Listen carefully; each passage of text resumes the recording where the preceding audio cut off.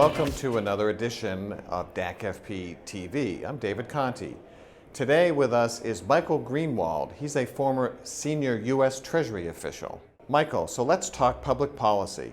Following the Digital Asset Executive Order, how do you see the future of money playing out? Well, I think the Digital Asset Executive Order is a really important inflection point for the digital asset space.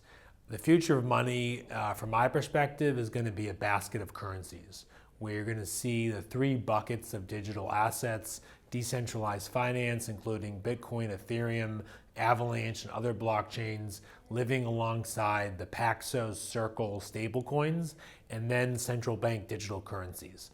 Right now, you have 103 central banks, around 95% GDP, all in pilot stages for a central bank digital currency.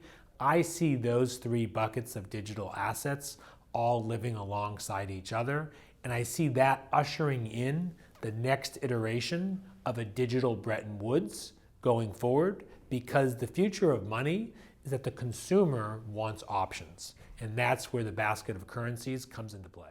Michael, are you concerned that China and other countries are using CBDCs to weaponize digital asset finance?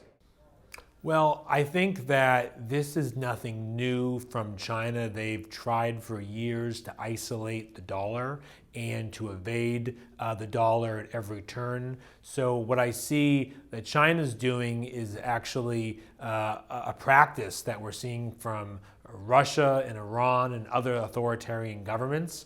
My concern is less about China and less about authoritarian governments overtaking the dollar. My primary concern is complacency here in the United States.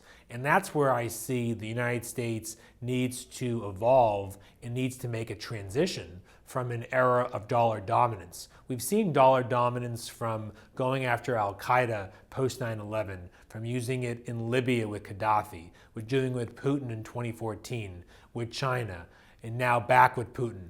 And so dollar dominance has been very effective. But I think we need to innovate, and I think we need to usher in an era of dollar innovation. So I think when you're looking at China and you're looking at these authoritarian governments, they will continue down this path. And I think here in the United States and G7 economies, we need to innovate. But I do see competitiveness play. You'll have authoritarian governments use central banks, weaponize them, and then you'll have G7 economies trying to create a better marketplace of privacy, equity, inclusion, and security for consumers. So I think China is a key way actually to unify parties here in the United States to be on that path to dollar innovation.